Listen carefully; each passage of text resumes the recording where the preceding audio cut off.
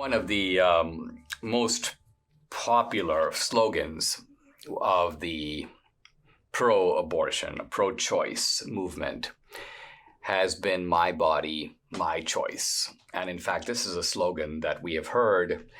I probably heard it first in the late 70s and certainly all the way through the 80s. So for decades, it's been the mantra of the Roe v. Wade team. And it was anchored in a notion of women's rights and the concept that women have full autonomy over their own bodies. Don't tell me what to do with my own body. Now, interestingly, this exact same slogan was adopted, some would say appropriated, by the movement against mandatory masks and mandatory vaccines. And so you may say that a slogan that was concocted and perfected politically on the left was then kind of nabbed by the right in the last couple of years, certainly in the COVID era since 2020. And the right has been using the exact same slogan, but for a different purpose. In this case, nothing to do with abortion, but essentially, don't make me put a cloth towel over my face. Don't force me to wear a mask. Don't force me to inject things into my body. My body, my choice. It should be completely up to me as to what I do with my body.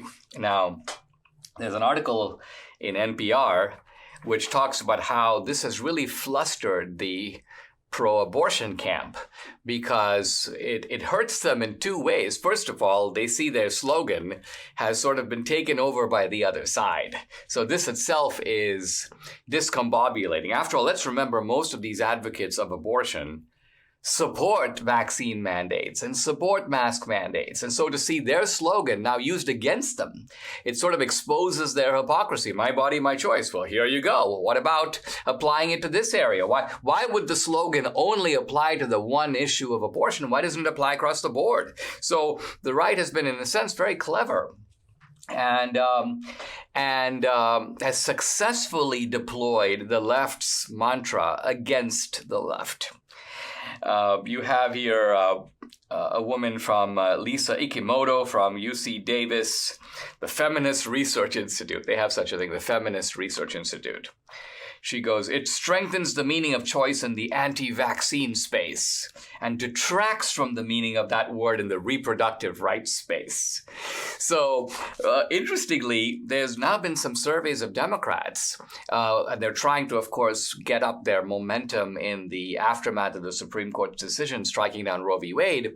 And so they tried to resurrect the old slogan, "My body, my choice," but they realize it no longer polls very well among Democrats and on the left. In fact, Democrats are like, I don't know, my body, my choice. Well, I don't really like that.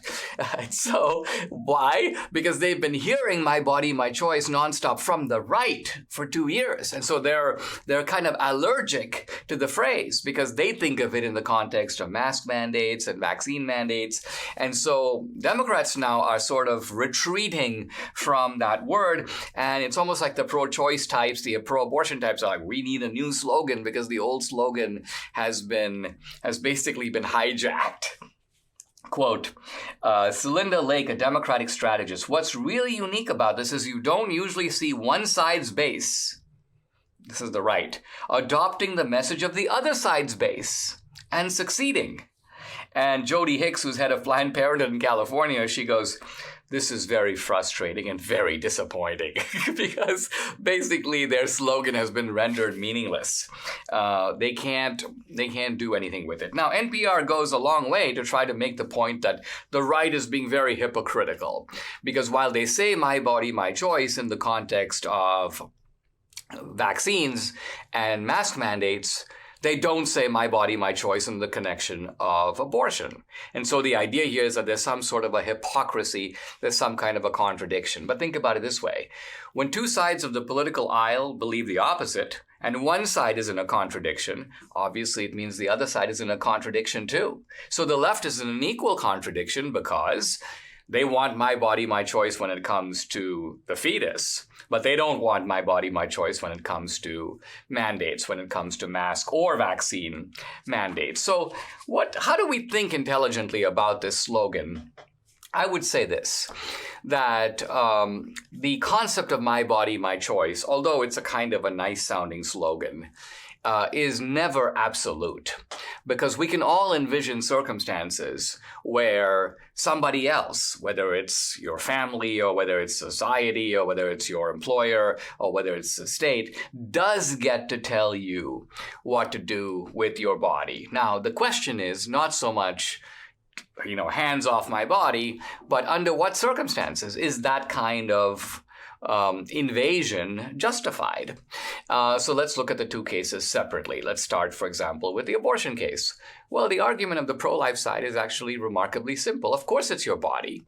But the reason it's not your choice is that the fetus is not part of your body. It is in your body temporarily for a few months. It inhabits your body, but it is not your body. And so what you're talking about here is, in the name of a supposed sovereignty over your body, you're talking about crushing somebody else's body. And no one denies that when you are using your freedom to suppress the freedom, in fact, the very existence of others, that's not permitted. I think that the mask and vaccine arguments are more complex. In fact, the Supreme Court has basically said, look, you can have a vaccine mandate, but it can't come from the Biden administration. They're the executive branch. If Congress makes a law that has a vaccine mandate, we'll have to look at that separately. Because after all, the job of the legislature is to make laws, and under certain circumstances, they can make laws telling you what to do with your body. And by the way, the same is even true about abortion. The court is taking the same position, except they're saying in this case, it's not the federal legislature, the Congress, it's the states. The states, in a sense, do have a right to tell you what to do with your body when there is another, you can say potential life, you can say existing life. Of course, it's an existing life. It's also a developing life. But the courts are deferring to the moral sense of local communities and states to adjudicate these matters and decide, yes, it is your body, but we're going to tell you under what circumstances you get to exercise this type of a choice.